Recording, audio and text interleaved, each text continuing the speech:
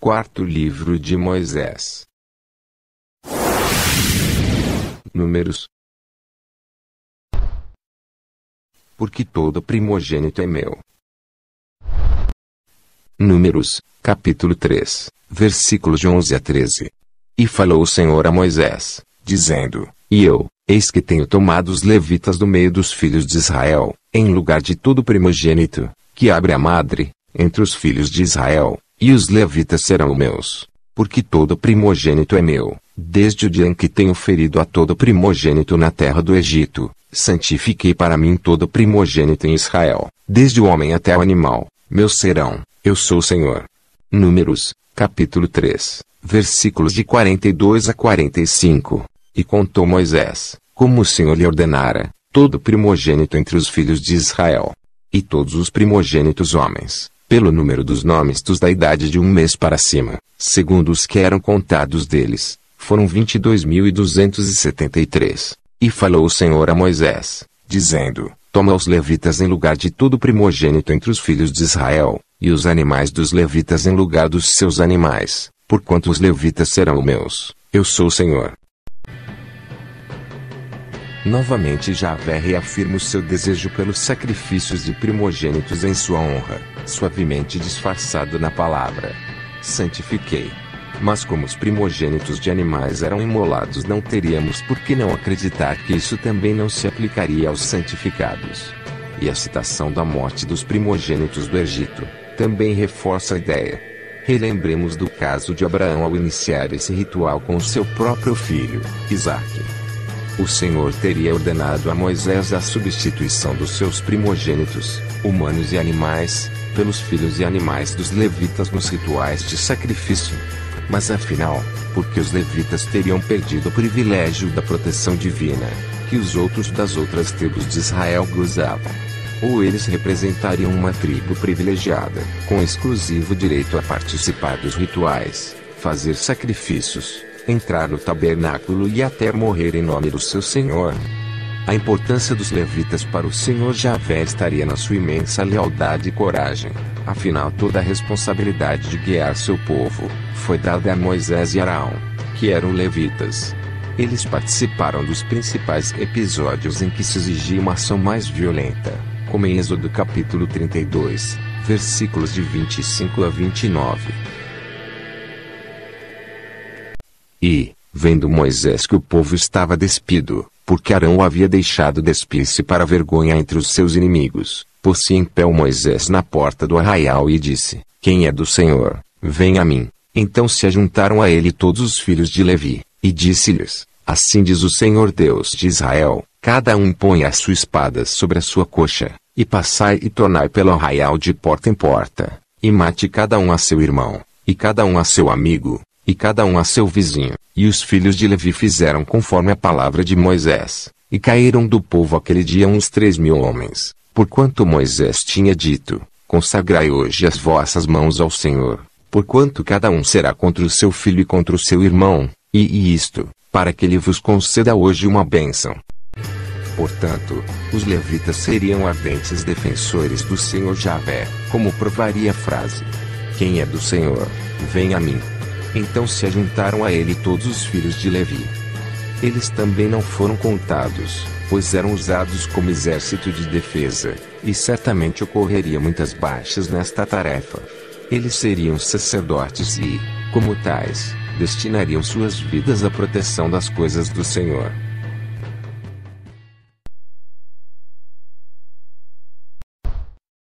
A prova da mulher suspeita de adultério. Números, capítulo 5, versículos de 11 a 28. Falou mais o Senhor a Moisés, dizendo: Fala aos filhos de Israel, e dize-lhes: Quando a mulher de alguém se desviar, e transgredir contra ele, de maneira que algum homem se tenha deitado com ela, e for oculto aos olhos de seu marido, e ela o tiver ocultado, havendo-se ela contaminado, e contra ele não houver testemunha, e no feito não for apanhada, e o sacerdote a fará chegar, e a porá perante a face do Senhor, e o sacerdote tomará a água santa, num vaso de barro, também tomará o sacerdote do pó, que houver no chão do tabernáculo, e o deitará na água. Então o sacerdote apresentará a mulher perante o Senhor, e descobrirá a cabeça da mulher, e a oferta memorativa, que é a oferta por ciúmes, porá sobre as suas mãos, e a água amarga, que traz consigo a maldição, estará na mão do sacerdote. Então o sacerdote fará jurar a mulher com o juramento da maldição, e o sacerdote dirá à mulher: o Senhor te ponha por maldição e por praga no meio do teu povo, fazendo-te o Senhor consumir a tua coxa, decair o teu quadril, e inchar o teu ventre. Depois o sacerdote escreverá estas mesmas maldições no livro, e com a água amarga as apagará. E, havendo-lhe dado a beber aquela água, será que, se ela se tiver contaminado, e contra seu marido tiver transgredido, a água amaldiçoante entrará nela para amargura, e o seu ventre se inchará, e consumirá a sua coxa, e aquela mulher será por maldição no meio do seu povo. E, se a mulher se não tiver contaminado, mas estiver limpa, então será livre, e conceberá filhos. Observe como o Senhor, Javé, propôs a solução para os casos de adultério, se utilizando de maldições e mandingas. A mulher supostamente adúltera seria levada à presença do Senhor Javé e beberia um líquido, água amarga, amaldiçoante, que, caso ela fosse culpada, lhe provocaria o inchaço de seu ventre, ou seria o aborto. As características abortivas do absinto, a planta também chamada de losna, são bem conhecidas, e é encontrada na Bíblia também referência a ele como sendo o causador do surgimento da água amarga. Apocalipse capítulo 8, versículo 11. E o nome da estrela era absinto, e a terça parte das águas tornou-se em absinto, e muitos homens morreram das águas, porque se tornaram amargas. E nos provérbios de Salomão, que teria declarado: a infidelidade, ainda que possa ser excitante e doce no seu início, costuma ter um fim amargo como a losna. O pó colocado na água a ser oferecido à provável pecadora, poderia ser o absinto ou outra substância venenosa com efeitos abortivos.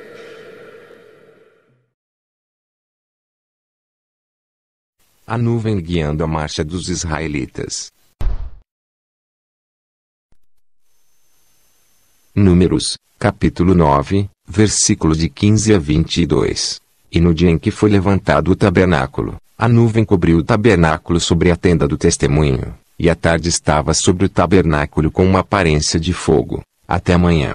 Assim era de contínuo, a nuvem o cobria, e de noite havia aparência de fogo. Mas sempre que a nuvem se alçava de sobre a tenda, os filhos de Israel partiam, e no lugar onde a nuvem parava, ali os filhos de Israel se acampavam. Ou, quando a nuvem sobre o tabernáculo se detinha 2 dias, ou 1 mês, ou 1 ano, ficando sobre ele, então os filhos de Israel se alojavam, e não partiam, e alçando-se ela, partiam.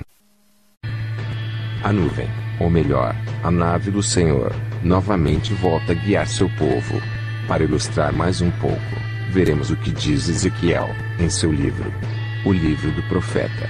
No capítulo 1, a primeira visão dos querubins. Ezequiel capítulo 1, versículos de 4 a 5.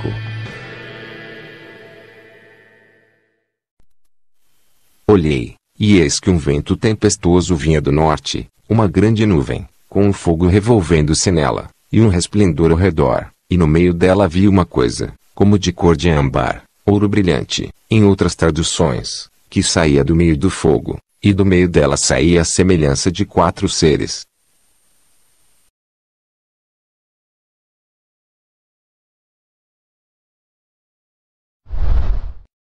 As murmurações dos israelitas.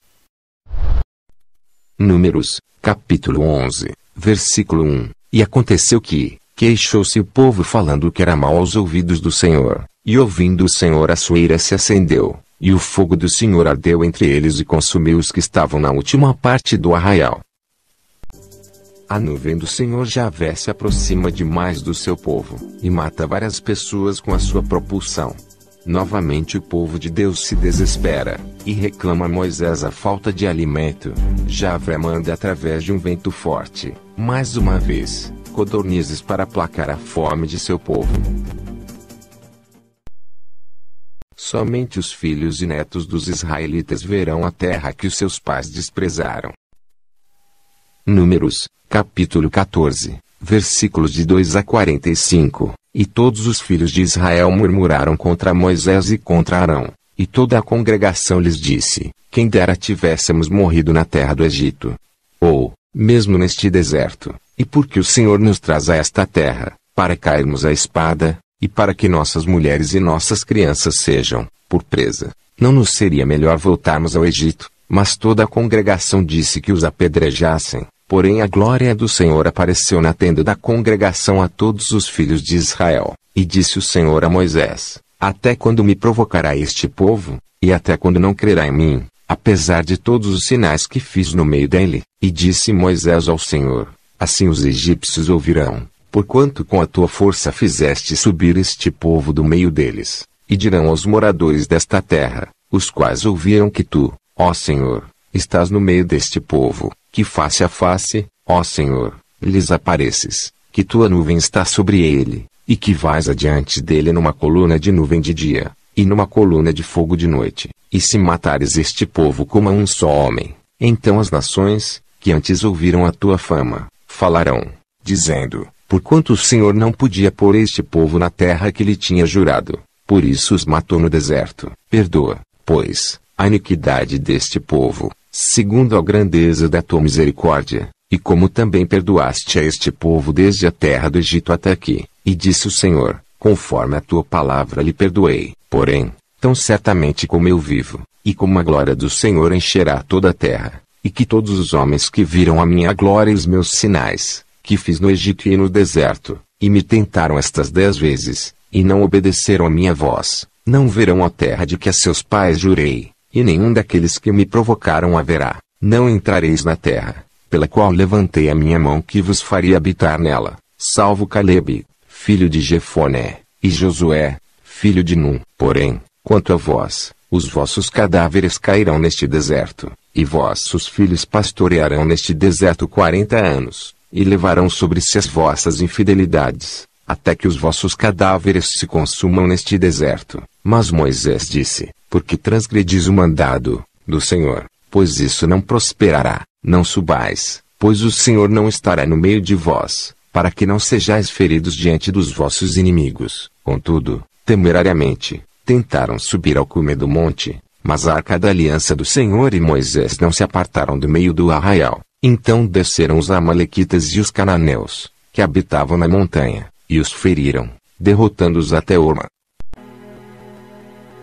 O povo de Moisés, diante da possibilidade de ter que enfrentar um povo gigante para conseguir a posse da terra prometida, revolta-se. Afinal, como não se sentir de certa forma enganado pelo seu Deus, já que além de tantos sofrimentos já passados, a terra que brotava leite e mel, um presente de Deus, teria que ser conquistada através de batalhas tão incertas de êxitos. Moisés novamente alerta para a possibilidade de ocorrer uma deterioração da imagem do Senhor perante os outros povos da terra, caso ele castigasse o seu povo escolhido. E novamente o Senhor Javé leva suas palavras em consideração, e volta atrás em sua vingança, não os matando, porém impedindo-os de entrar na terra prometida, forçando-os a vagar pelo deserto até a morte durante 40 anos. A presença do Senhor Javé, e da arca sagrada, seria garantia de vitória contra qualquer povo. Assim fica novamente provado que a arca da aliança também era usada como arma de guerra.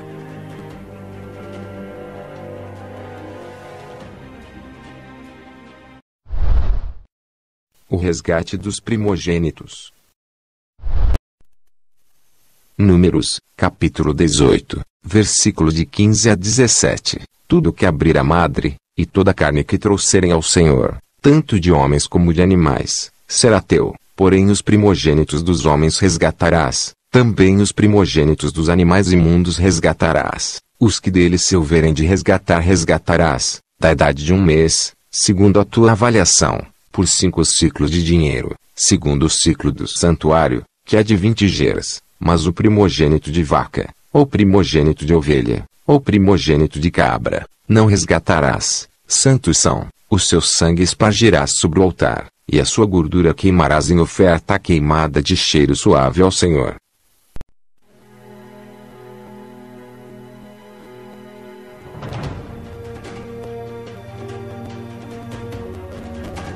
O Senhor deseja o sacrifício de homens e animais, abrindo algumas exceções para os primogênitos. Esses poderão ser recuperados após 1 mês, através do pagamento de 5 ciclos, 57 gramas de metal valoroso. Moeda. Se o destino para os primogênitos de vacas, ovelhas ou cabras era ter seu sangue espalhado pelo altar e sua gordura queimada, qual seria o destino dos homens oferecidos em holocausto? Muitos religiosos afirmam que eles seriam sacerdotes e que destinariam as suas vidas a essa tarefa. Porém, qual seria o motivo do Senhor se referir a eles, como carne, igual à dos animais em holocausto? Toda a carne que trouxerem ao Senhor, tanto de homens como de animais.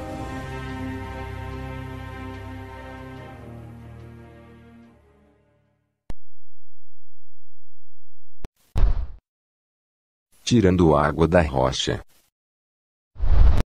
Números, capítulo 20, versículos de 2 a 11. E não havia água para a congregação, então se reuniram contra Moisés e contra Arão. E o Senhor falou a Moisés dizendo, toma a vara, e ajunta a congregação, tu e Arão, teu irmão, e falai a rocha, perante os seus olhos, e dará a sua água, assim lhes tirarás água da rocha, e darás a beber à congregação e aos seus animais. Então Moisés tomou a vara de diante do Senhor, como lhe tinha ordenado, e Moisés e Arão reuniram a congregação diante da rocha, e Moisés disse-lhes, ouvi agora, rebeldes, porventura tiraremos água desta rocha para vós. Então Moisés levantou a sua mão, e feriu a rocha 2 vezes com a sua vara, e saiu muita água, e bebeu a congregação e os seus animais. Para matar a sede do seu povo, entra novamente em ação a vara mágica de Moisés ou do Senhor, realizando mais um fantástico milagre. Porém, é possível chegar à conclusão que a vara não funcionaria em qualquer rocha, mas em uma específica. A rocha, pois não foi dito assim, falai a qualquer rocha.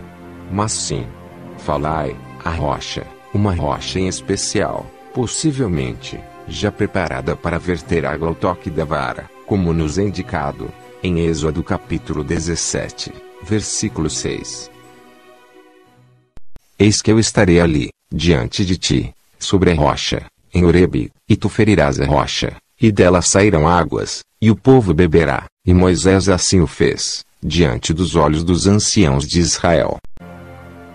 É claro que em se considerando o poder de uma divindade maior, nada disso seria impossível de se realizar, porém não foi a ação divina que brotou a água da rocha, mas sim a ação da vara. E feriu a rocha 2 vezes com a sua vara, e saiu muita água.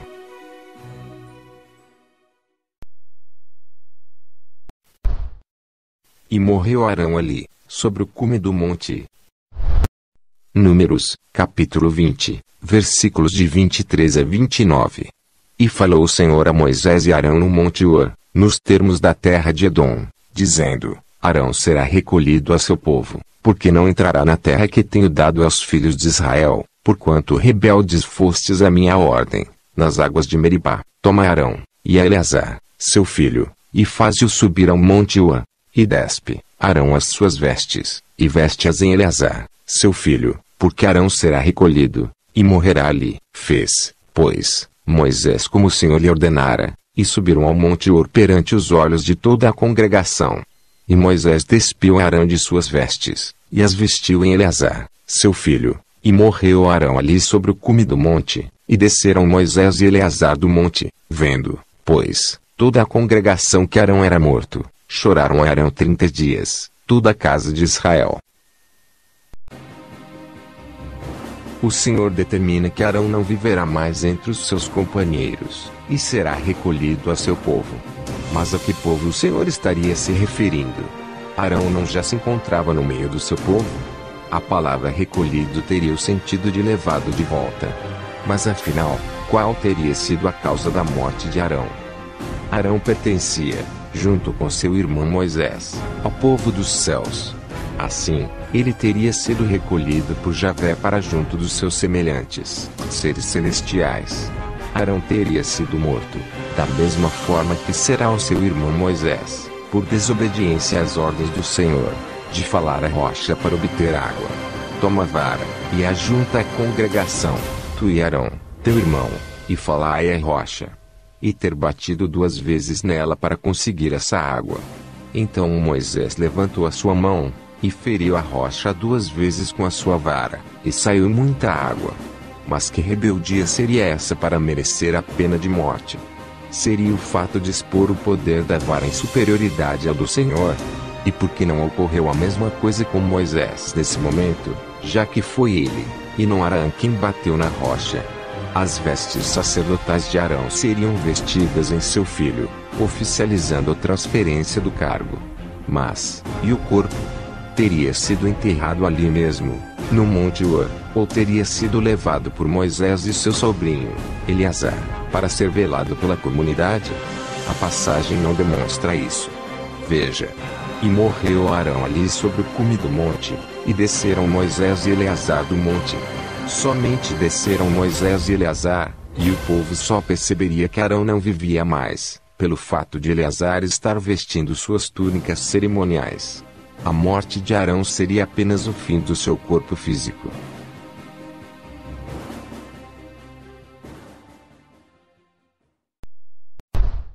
As serpentes ardentes e a serpente de metal. Números, capítulo 21, versículos de 5 a 9. E o povo falou contra Deus e contra Moisés: Por que nos fizeste subir do Egito para que morrêssemos neste deserto? Pois aqui, nem pão, nem água há, e a nossa alma tem fastio deste pantão vil. Então o Senhor mandou entre o povo serpentes ardentes, que picaram o povo, e morreu muita gente em Israel. Por isso o povo veio a Moisés, e disse: Havemos pecado porquanto temos falado contra o Senhor e contra ti. Ora ao Senhor que tire de nós estas serpentes. Então Moisés orou pelo povo, e disse o Senhor a Moisés: Faze-te uma serpente ardente, e põe-na sobre uma haste, e será que viverá todo o que, tendo sido picado, olhar para ela. E Moisés fez uma serpente de metal, e pô-la sobre uma haste, e sucedia que, picando alguma serpente a alguém, quando esse olhava para a serpente de metal, vivia. Novamente, o povo de Israel murmura contra a situação de sofrimento existente. Nesta ocasião, ele afirma que o pão oferecido pelo Senhor era de qualidade fraca e sabor ruim, e mais uma vez o Senhor castiga-os, utilizando-se de serpentes. O mais interessante está na maneira que o Senhor propõe a cura para a mordida da serpente venenosa. Uma simples olhada para uma escultura em metal na forma de uma serpente garantiria a sobrevivência contra os efeitos mortais do veneno das serpentes, que o próprio Javé colocara no meio do seu povo. Novamente o Senhor se utilizava de um objeto para realizar mais um dos seus milagres. Para muitos religiosos, essa passagem nada mais é que uma figurativa comparação dessa serpente na haste, com Jesus Cristo na cruz, baseados em João capítulo 3, versículos 14 e 15.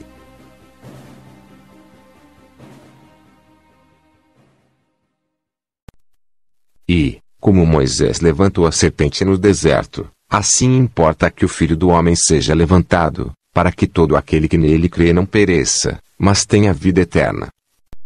Porém, vejamos o que fez Ezequias, em 2 Reis capítulo 18, versículo de 1 a 4. E sucedeu que, no 3º ano de Oséias, filho de Elá, rei de Israel, começou a reinar Ezequias, filho de Acás, rei de Judá. Tinha 25 anos de idade quando começou a reinar, e 29 anos reinou em Jerusalém, e era o nome de sua mãe Abi, filha de Zacarias, e fez o que era reto aos olhos do Senhor, conforme tudo o que fizera Davi, seu pai. Ele tirou os altos, quebrou as estátuas, deitou abaixo os bosques, e fez em pedaços a serpente de metal que Moisés fizera, porquanto até aquele dia, os filhos de Israel lhe queimavam incenso, e lhe chamaram Neustã. Então, o que João provavelmente quis dizer é que Jesus seria posto no madeiro da mesma forma que a serpente, porém seu propósito seria outro: de libertação da idolatria a falsos deuses. A frase "assim importa" condiciona uma situação de necessidade, portanto se fez necessário que Jesus fosse posto da mesma forma que a serpente, no madeiro, para que o povo não continuasse em erro, servindo de exemplo, tanto para os judeus, como para toda a humanidade, da necessidade de se voltar para o verdadeiro Deus.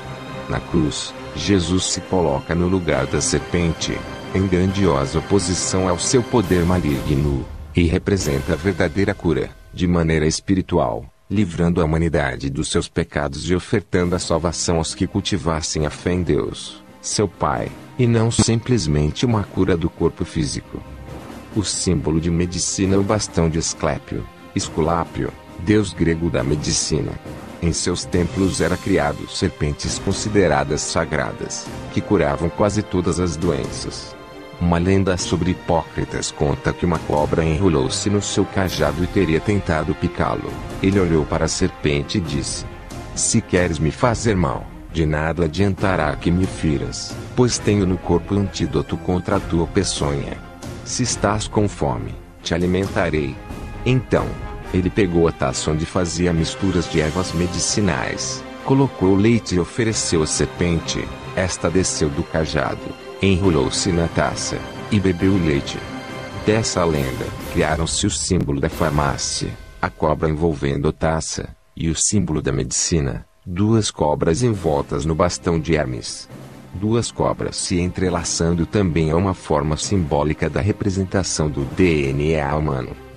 Portanto, podemos fazer uma grande analogia entre o episódio no deserto e a história mitológica de Asclépio, que possuía o poder da cura, e até mesmo de ressuscitar, sendo por isso morto com um raio enviado por Zeus. Seu símbolo remete ao poder curativo da serpente, em que o seu veneno tinha o domínio da vida e da morte. A deusa Atena teria lhe dado o sangue mágico da Górgona. Monstros femininos com cabelos de cobra, a famosa Medusa, que podia transformar tudo vivo que via em pedra. Assim, o sangue que corria pelo seu lado esquerdo podia tirar a vida de alguém, e o do seu lado direito ressuscitava os mortos. A serpente de bronze ainda foi adorada por 700 anos pelos israelitas e acabou por desviar Israel à apostasia. Os israelitas tinham uma grande facilidade em colocar as graças divinas acima do seu Deus, como neste exemplo. Juízes capítulo 8, versículo 27. E fez Gideão disso um éfode, manto ou xale, roupa sacerdotal, e pô-lo na sua cidade, em Ofra, e todo Israel se prostituiu ali após ele, e foi por tropeço a Gideão e a sua casa. Porém, também é muito estranho que o Senhor se utilize dessa imagem para impor uma submissão, uma obediência, uma adoração. Desde o início, a serpente é símbolo do mal. Em Gênesis, a serpente aparece enrolada ao redor da árvore da vida, e leva o homem à perdição. Porém ela não é mais vista como um poder negativo e destrutivo, que provocou a expulsão do paraíso. Ela subverte-se em poderes de cura e vida. Como seria possível entender que o Senhor tenha provocado essa situação?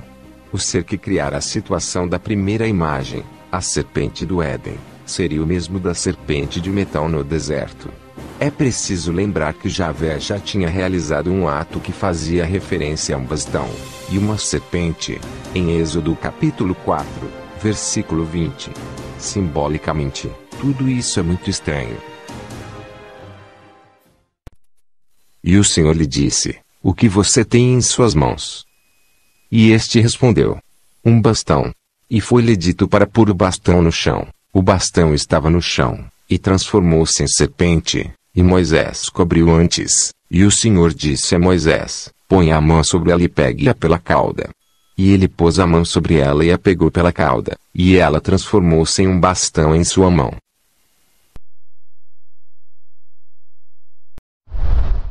Balaão, a jumenta, e o anjo. Números, capítulo 22, versículos de 20 a 35. Veio, pois, Deus, a Balaão de noite, e disse-lhe: se aqueles homens te vieram chamar, levanta-te, vai com eles, todavia, farás o que eu te disser. Então Balaão levantou-se pela manhã, e albardou a sua jumenta, e foi com os príncipes do Moabe. E a ira de Deus acendeu-se, porque ele se ia, e o anjo do Senhor pôs-se-lhe no caminho por adversário, e ele ia caminhando, montado na sua jumenta, e 2 de seus servos com ele. Viu, pois, a jumenta e o anjo do Senhor, que estava no caminho, com a sua espada desembainhada na mão, pelo que desviou-se a jumenta do caminho, indo pelo campo. Então Balaão espancou a jumenta para fazê-la tornar ao caminho. Mas o anjo do Senhor pôs-se numa vereda entre as vinhas, havendo uma parede de um e de outro lado. Vendo, pois, a jumenta, o anjo do Senhor, encostou-se contra a parede, e apertou contra a parede o pé de Balaão, por isso tornou a espancá-la. Então o anjo do Senhor passou mais adiante, e pôs-se num lugar estreito, onde não havia caminho para se desviar nem para a direita nem para a esquerda. E, vendo a jumenta e o anjo do Senhor, deitou-se debaixo de Balaão, e a ira de Balaão acendeu-se, e espancou a jumenta com o bordão. Então o Senhor abriu a boca da jumenta, a qual disse a Balaão: que te fiz eu, que me espancaste estas 3 vezes? E Balaão disse à jumenta: porque zombaste de mim, quem dera tivesse eu uma espada na mão, porque agora te mataria. E a jumenta disse a Balaão: porventura não sou a tua jumenta, em que cavalgaste desde o tempo em que me tornei tua até hoje? Acaso tem sido meu costume fazer assim contigo? E ele respondeu: não. Então o Senhor abriu os olhos a Balaão, e ele viu o anjo do Senhor, que estava no caminho e a sua espada desembainhada na mão, pelo que inclinou a cabeça, e prostrou-se sobre a sua face. Então o anjo do Senhor lhe disse: porque já 3 vezes espancaste a tua jumenta, eis que eu saí para ser teu adversário, porquanto teu caminho é perverso diante de mim. Porém a jumenta me viu, e já 3 vezes se desviou de diante de mim. Se ela não se desviasse de diante de mim, na verdade que eu agora te haveria matado, e a ela deixaria com vida. Então Balaão disse ao anjo do Senhor: pequei, porque não sabia que estavas neste caminho para te opores a mim, e agora, se parece mal aos teus olhos, voltarei. E disse o anjo do Senhor a Balaão: vai-te com estes homens, mas somente a palavra que eu falar a ti, esta falarás. Assim Balaão se foi com os príncipes de Balaque.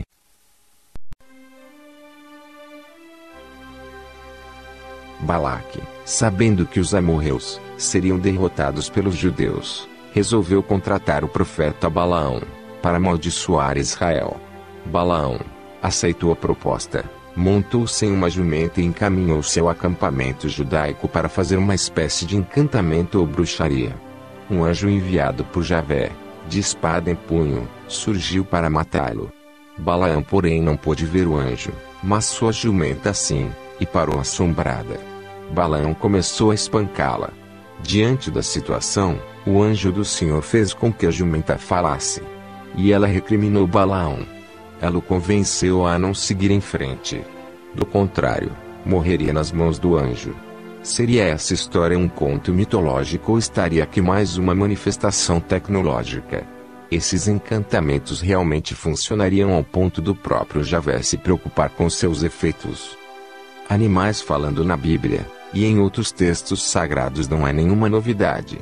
A serpente do paraíso, assim como a jumenta de Balaão, seriam apenas instrumentos nas mãos de seres celestiais, que os utilizariam para passar alguma mensagem, como que um ventríloco faz com seu boneco.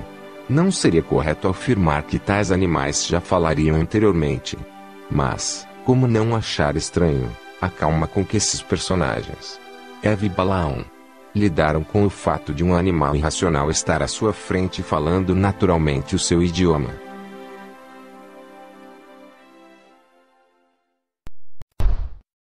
Javé anuncia a morte de Moisés. Números, capítulo 27, versículos de 12 a 16. Depois disse o Senhor a Moisés: sobe a este monte de Abarim, e vê a terra que tenho dado aos filhos de Israel, e, tendo-a visto, então serás recolhido ao teu povo, assim como foi recolhido o teu irmão Arão. Porquanto, no deserto de Zim, na contenda da congregação, fostes rebeldes ao meu mandado de me santificar nas águas diante dos seus olhos. Estas são as águas de Meribá de Cádiz, no deserto de Zim. Então falou Moisés ao Senhor, dizendo: O Senhor, Deus dos espíritos de toda a carne, ponha um homem sobre esta congregação. Moisés também será recolhido ao seu povo, assim como foi seu irmão Arão. E novamente temos aquela impressão que eles não pertenciam à grande nação que guiavam. Eles eram realmente de outro lugar ou de outra dimensão.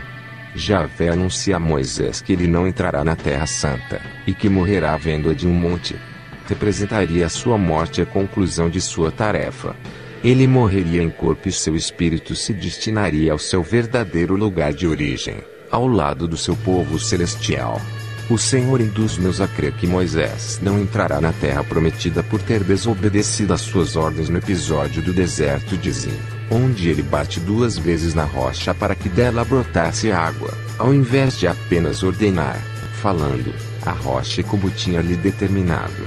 Isso despertou a insatisfação de Javé, já que seria Moisés quem levaria as glórias e não ele, pelo milagre das águas da rocha. Fostes rebeldes ao meu mandado de me santificar nas águas diante dos seus olhos.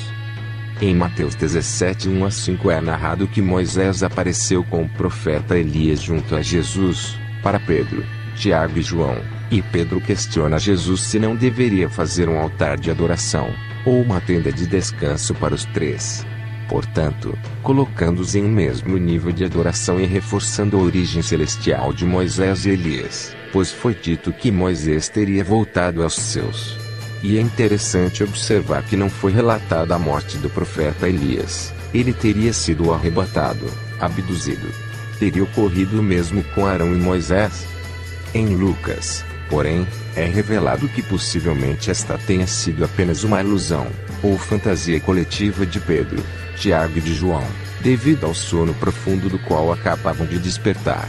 Lucas capítulo 9, versículos de 28-35. E aconteceu que, quase 8 dias depois destas palavras, tomou consigo a Pedro, a João e a Tiago, e subiu ao monte a orar, e, estando ele orando, transfigurou-se a aparência do seu rosto, e a sua roupa ficou branca e muito resplandecente. E eis que estavam falando com ele 2 homens, que eram Moisés e Elias, os quais apareceram com glória, e falavam da sua morte, a qual havia de cumprir-se em Jerusalém. E Pedro e os que estavam com ele estavam carregados de sono, e, quando despertaram, viram a sua glória e aqueles 2 homens que estavam com ele. E aconteceu que, quando aqueles se apartaram dele, disse Pedro a Jesus: Mestre, bom é que nós estejamos aqui, e façamos 3 tendas, uma para ti, uma para Moisés, e uma para Elias, não sabendo o que dizia. E, dizendo ele isto, veio uma nuvem que os cobriu com a sua sombra, e, entrando eles na nuvem, temeram, e saiu da nuvem uma voz que dizia: Este é o meu amado filho, a ele ouvi.